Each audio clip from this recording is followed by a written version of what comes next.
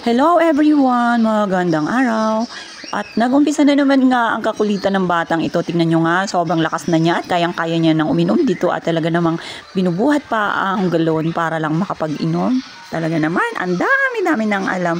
And for today's video guys, ayan na naman siya. Yung katatapos mo lang magsaway sa kanya, meron na kaagad na kasunod. Malingat nga lang ng konti yung mga nagbabantay sa kanya, ayan na naman po, may naisip na naman siyang paraan ng kakulitan. Tumatakbo nga yan siya dyan guys, nang papalayo dun sa initan, gawa ng itong si nanay. Isinigawa na naman nga siya. At ito nga, tingnan nyo, habang naglalaba pala si nanay, yung washing machine kasi namin guys, dito sa likuran nakalagay.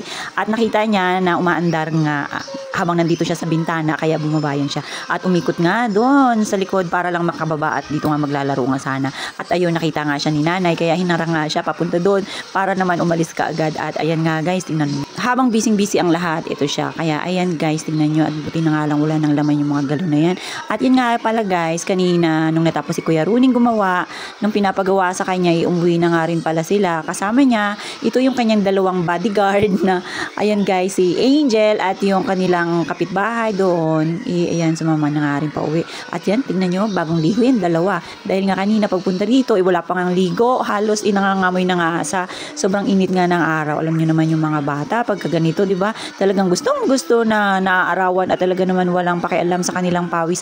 At ayun na nga guys, nagbabay na sila at naiwan na nga ulit si Yayam na mag-isa na namang mangungulit dito sa bahay. At ito nga, habang ayan, naglalaba nga pala dyan si nanay. At ito nga, pagtingin ko, nandun siguro siya guys, nagsasampay. Kaya ito, tingnan nyo nga, ganito lang yung aking ginagawa pagkatapos ko maglaba. Ito guys, pagka halimbawa nag-hand wash ako, talaga naman, alam ko na babad yung aking paa sa tubig, talagang malambot yan.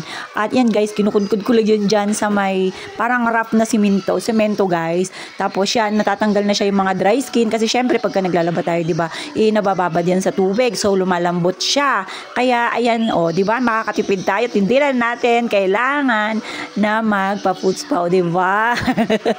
Mindset ba? Mindset.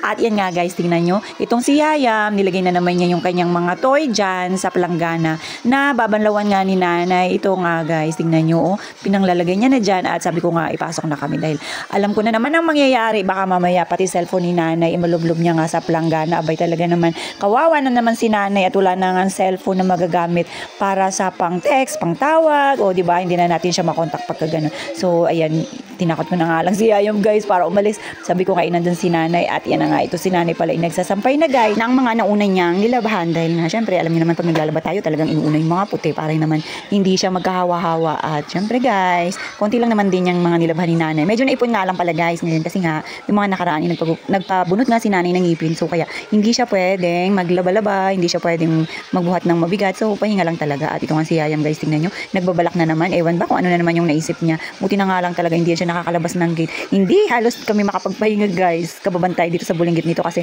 habang ayan, tingnan nyo, nagkukulit na naman siya, habang gising yan siya guys, maraming mga kakulitan na mga naiisip.